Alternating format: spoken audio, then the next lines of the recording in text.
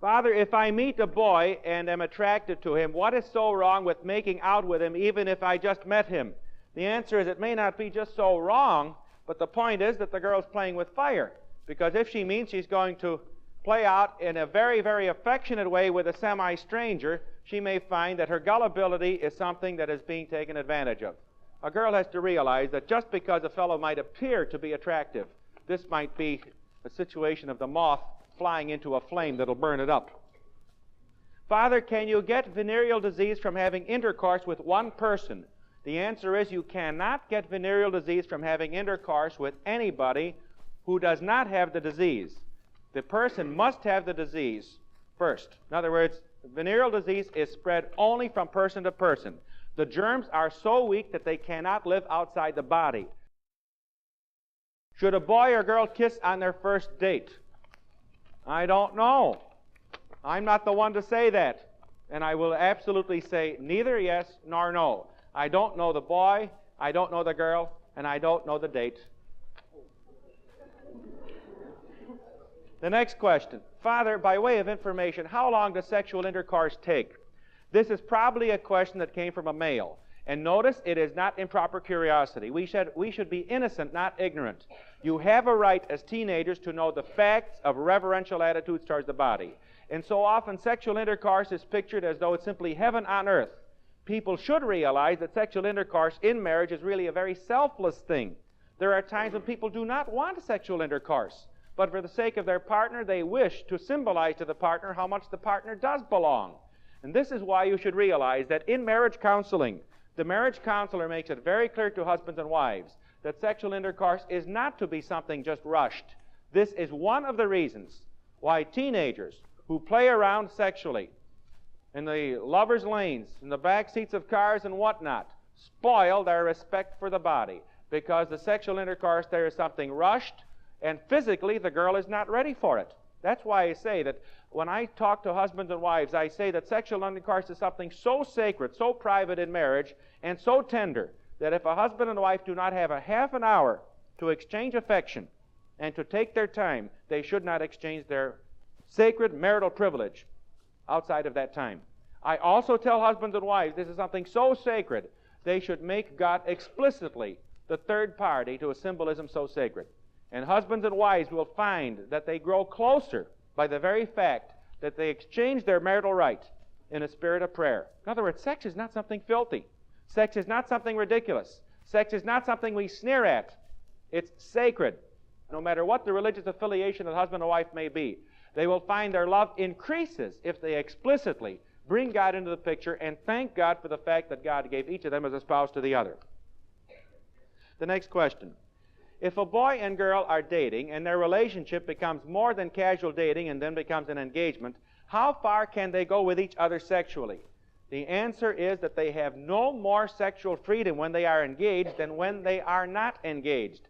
But what this does mean is that when they are engaged, then their social dating is pretty well limited to each other, because they have closed the door on, as it were, further experimentation to find, can I meet somebody else whom I want to be my life partner? But this is why at a period of engagement, their reverence for each other is all the more important. You might be interested to know, though, that from my experience in marriage counseling, I will tell you that I warn engaged couples they have to be very careful that they don't get doubly mad at each other. You may think that engagement is like a preliminary honeymoon. It is not. Do you know that so many couples will tell you when they are engaged, they are so worried about buying furniture, and then who's going to take care of the invitation to Aunt Minnie? Good Lord, if we seat Aunt Minnie next to Aunt Emma, they're going to fight. And things like this worry engaged couples so much that actually some of them have said, I wish we never had to get married publicly. If we're going to have a private marriage and forget all the relations. But what's the trouble? If you forget the relations after your engagement, where do you get the money and the marriage gifts? Next question. Father, what if a high school girl has committed intercourse? Can she ever get her self-respect back? The answer is yes. The answer is all of us make mistakes and can make a mistake. Many of us make mistakes without being responsible for them. Mistakes can happen accidentally. She may have been caught off guard and things like this. The answer is all she's got to say to herself is God understands, God forgives, and God forgets. and therefore I should forgive myself and I should forget an accident in the past. Someone has said on this very truly, the trouble is God forgives and God forgets, but nature does not forgive and nature does not forget. You know what I mean by that? You and I might have just 5 or 6 too many chocolate hot fudge sundaes. God can forgive us for overeating on hot chocolate fudge sundaes, but when you get about 7 or 8, your stomach does not forgive. It certainly doesn't forget. Father, do you think it is rough for a person at our age to show our emotions to a girl by kissing and in other ways? Maybe like kissing in a corner around a car. I'll say this. I do think that if anyone ever expresses affection to anyone else, it should be done delicately and tenderly and with sacredness. And I think it's an extremely vulgar thing when a thing so tender and sacred as affection is simply manifested on the public street for everybody to look at and laugh at. I think that many people, many teenagers, feel very, very uncomfortable when they see somebody else sporting affection for the whole world to see. Not that it's shameful, but I do think it's private. We don't simply run around this way in a very vulgar way, ostentatiously simply saying, look how lovey-dovey and oochie-coochie I am and all the rest. I rather think affection should be private and sacred. The next question. Father, at what age do you think dating should start? This is a subject where, again, I say local customs regulate the factor. It depends on the maturity of the child. It depends on the home upbringing. It depends what you mean by dating. It depends whether you mean steady dating. It depends whether you mean single dating, whether you mean going to simply school parties. I will pass on to you what experts for teenage customs throughout the country say. They suggest, for one thing, in order to prepare for mature married life, because remember, just because people are old enough to go steady does not mean they're old enough to get married. You may say, well, we're going to get married soon enough. Yes, but do you realize a marriage that is premature and early marriage can stop later studies? And if you tie youngsters down, I mean that when they're still youngsters, what have they got to live for? Too early. So that's why even an early premature dating is not advisable. It has been suggested. Certainly the sexes should mix with each other. But it's suggested, for example, in grammar school that in 7th and 8th grade there should be 3 or 4 square dancing parties a year. Notice I said 3 or 4. You say, why? Because simply you must realize boys and girls have a 2-year difference in maturity. You get an 8th grade party, what happens? The girls want to sit around, listen to dreamy music. The boys want to play darts and eat. And then again, in high school, certainly there should be socializing, but no high school student should be forced into dating before he or she is ready. I know one case where a high school boy asked his mother permission to go to a dance. And his mother said, no, it's too early, and boy, his mother started arguing with him. You just can't go, and I give you all the reasons. I think you're too young yet, and all this and this and this. And she said, oh boy, am I going to really get talked back from this time. Then to her utter amazement, when she finished giving him all the reasons why she thought he should not go to the dance, he says, gee, Mom, thanks, I didn't want to go anyway. So the moral of that is there are times and places, and I am not going to say what ages, but I will say that it is suggested that there should not be steady dating until teenagers are ready to get married. But they should realize that once they get married, they are not youngsters just playing around. They have responsibilities towards each other. The next question. What is a fair time for an 18-year-old couple to come home from a date? I will merely quote that the teenage codes throughout the country say the main thing is that the parents should be consulted at the earlier ages, and at later ages, it is true as people get older, they are more independent. You'll notice I don't give you an exact time. It depends where they are, it depends with whom they are, and when the parents expect them back. The main thing is that the parents be involved in this so that they would also give their children guidance in socializing.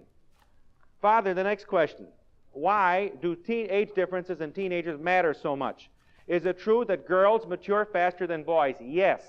The female starts talking 2 years before the male on the average. Gentlemen, she is still talking more all during our lives, and she will live, may I remind you, 6 years after she's buried us 6 feet under. The female is on the average 2 years ahead of the male. If you don't believe me, look at the difference in maturity. The average sophomore girl in high school has the maturity of a senior boy. And don't say, well, that's down with the males. Just the fact is the girls do mature earlier. And this seems to be one of the reasons that in marriage, the man should normally be older than the girl. Because when he's physically older, he is just about the same temperamental age that she is. The next question. Father, what should girls do about boys using dirty talk around them? This is where I think the female tongue can be used very, very efficiently. Because only a girl can use her tongue, and with one clever word, she can put the male right in his place. And the female tongue has fish hooks built into it. All she has to do is use it. One word and say, how about acting your age, Buster? And she says it's just the right way. Believe me, she does her work. A girl will be respected as much as she wants to be respected. The next question. Is it true if a boy asks a girl to give herself to him before marriage, he does not really care about her? If so, what does the girl do? The answer is any time any boy asks a girl to give herself to him, he is not really in love with her. He's trying to use her selfishly. Because if he really loved her, he would never put her on the spot and demand something for his own selfish enjoyment. Because true love here says, this does us no good. In a case like that, a girl should simply say, okay, if we're not home, homeward bound, boys, at once. And if there's any other situation, the less you see of a fellow like that, the better. The next question. Father, how do you tell a boy to stop? The way you tell a boy to stop is you say, stop. The next question. My boyfriend and I have done things which are wrong, and we just broke up. Will I be able to wear a white wedding dress? And this is a very serious worry that many girls get. The answer is, it is absolutely nobody's business whatever has happened in privacy to you. It's between you and God. God forgives and God forgets. If you made a mistake, forget about it. Do not keep bothering yourself. Do not keep blaming yourself. Learn from experience. The answer is, when you are married, make your decision maturely. And as far as you're concerned, nobody knows about the past, and nobody should know about the past. And I tell couples that are getting married, they should never go to confession to each other, which means a human being should never tell the other their private faults. This is between them and God. And the reason is, if you tell a human being your private faults or private sins, then the human being, in a moment of weakness or anger, might think, gee, if it happened in the past, it might happen again. That's why it's nobody's business. It's between you and your Maker. And that's why the best thing you can do is to give glory to God by giving Him credit for His utter mercy and realizing there is utter mercy and goodness and love. And the more you forget about this, the better. Just learn by experience for the future. Next question. Father, how can you learn to love when no one ever loved you and your parents really don't care? The answer there is, you learn to love by realizing somebody needs you. By realizing, all right, if I myself were not loved, if my parents did not indicate they cared for me, at least I'll try and reverse that reverse cycle. I will try to help somebody else to know they belong. And I'll be good to others. Many duplicates here. Father, how do you know when a boy is using you? The answer would be that it would depend on the type of affection. It would depend on the type of demanding approach. It also depends on this. Does someone you're talking to or going with act in such a way that he or she is considerate of you or not? The big rule in charity is consideration. Consideration. The next question. Father, how do you know if a boy loves you? The answer would be, is the boy considerate? Does the boy think what's best for you and not say, do something for me only? The next question. Father, why is it that if a girl really likes a boy and a boy really likes a girl, they both have mutual respect, and then they're not permitted to go farther than a regular kiss without their conscience bothering them? How far is too far? The answer is that too far is the time when our biological urges go beyond our human maturity. And we as human beings, control drives in us so that that drive will not make us act in such a way that it would hurt the best interest of ourselves and anyone else. Here's a question about venereal disease. Is it true that chancre sores appear only around the mouth in venereal disease? No. The chancre sore of syphilis can occur at any place in the body where infection has occurred, which means it can occur in the area of the genital organs. It can occur in the mouth area. It can occur The shoulder blades, the medical literature on this will show chancre sores in almost any part of the body. Normally, though, at the point of infection. The next question. Here's a good question. Do you think that a girl should play the field, or should she go steady with one boy? That question already indicates that she thinks that playing the field might be dating with everyone. If you mean going steady, though, that this is as good as playing the field, then again we have to ask her, what does she mean? If you mean that she should socialize and mix with others, definitely yes. Because going steady with one boy can be a very lazy thing psychologically. It can also influence the fact that she doesn't develop herself in knowing anybody else. Father, next question. When a baby is born with blindness and so forth, does this mean that the mother was a victim of VD? The answer to that is not necessarily so. The opposite case does happen, though. If the mother has the venereal disease of gonorrhea, it is very likely that a baby can be born with blindness unless the baby is treated immediately after birth. But automatically, just because a baby is born blind does not mean that the mother had venereal disease. The next question. What do you do if your parents do not tell you about sex? Namely, what do you do if your parents do not give you any sexual education about yourself or about the body of the opposite sex? The answer to that is this would be, first of all, why you should and can go to some confidant. This is where a good teacher friend is a great helper.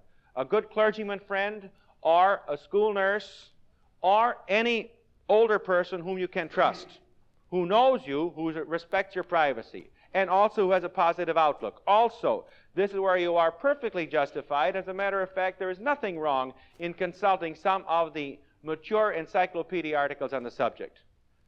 There are articles on the subject. There are good books in the field. I don't mean a sensational type of book, but the average type of book describing a very exalted approach towards marriage will have material along the line which I have mentioned. And this is why the so-called anatomy textbook is something very respectful, and your question here already shows why we say there should be something like sex education in the school, because this explains to students points they might not get otherwise. The next question. Father, what do you do when your parents do not give you any sex education at home, and they are completely against dating until you're about 19 years of age? I think I can be trusted by then. How do I get this through to them? The answer to that is that no outsider to your family can give you any yes or no.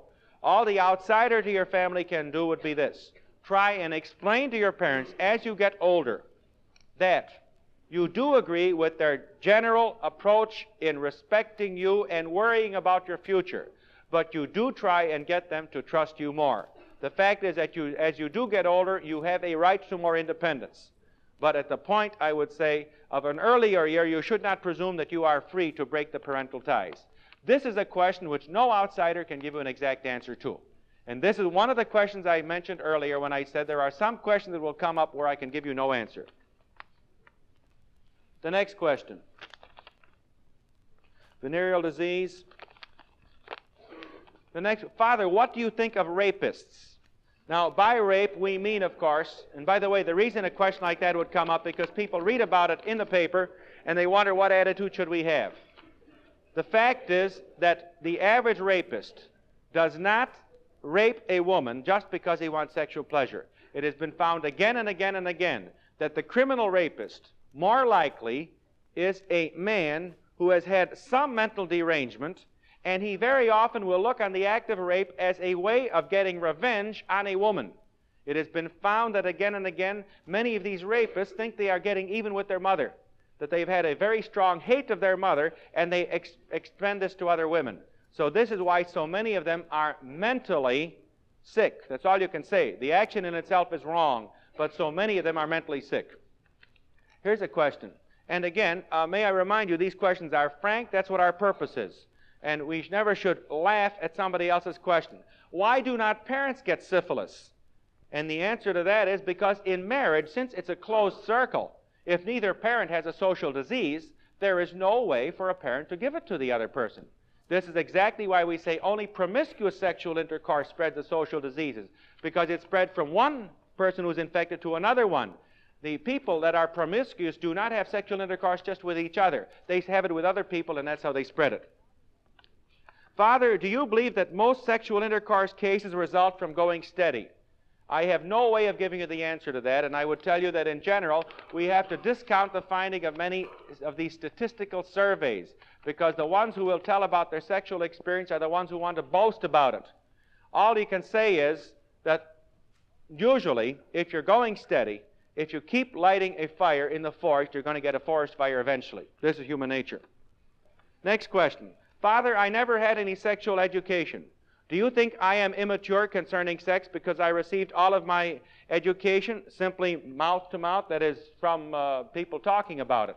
I would not say you're immature by way of answering that question. I'd rather say it's very likely you would have fears and guilt feelings and incomplete stories.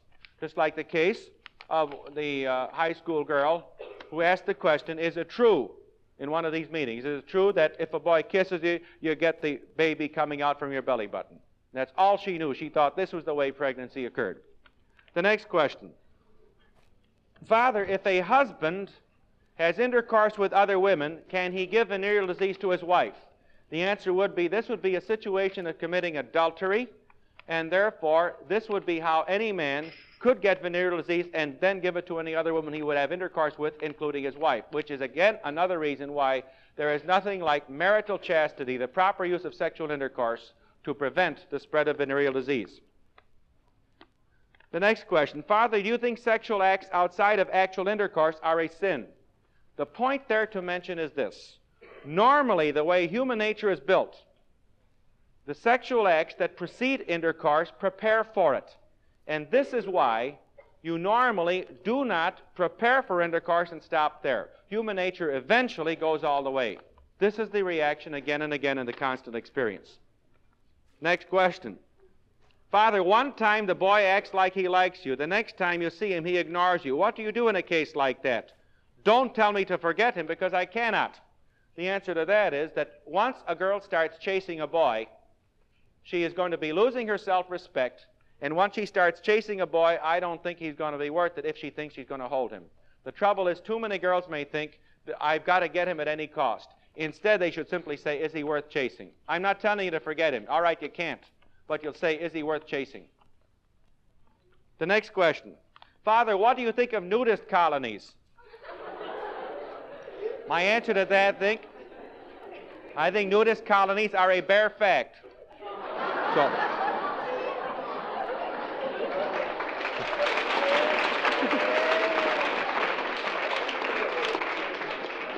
next question. Father, how can you get the guts to tell a girl that you like her? I tried to tell her outright, but I couldn't. I've known her now for about 1.5 years. The answer is that I don't think you have to tell her that explicitly that you like her. If you're showing respect for her, if she enjoys your company and you enjoy her company, little by little by little it will work out. Well, anyway, I want to close on this point. To thank you tremendously for this frankness in these questions. To thank you also for the fact that you have spoken for teenagers of the United States. And I hope that the questions you've asked today will be reflected in the fact that teenagers all over the country will hear your questions and these answers and be benefited by them tremendously. So my thanks to you in the name of the thousands and maybe the hundreds of thousands of teenagers who will benefit from what you've done today by your cooperation. So much thanks. Goodbye. God bless you. And be with you. Come on.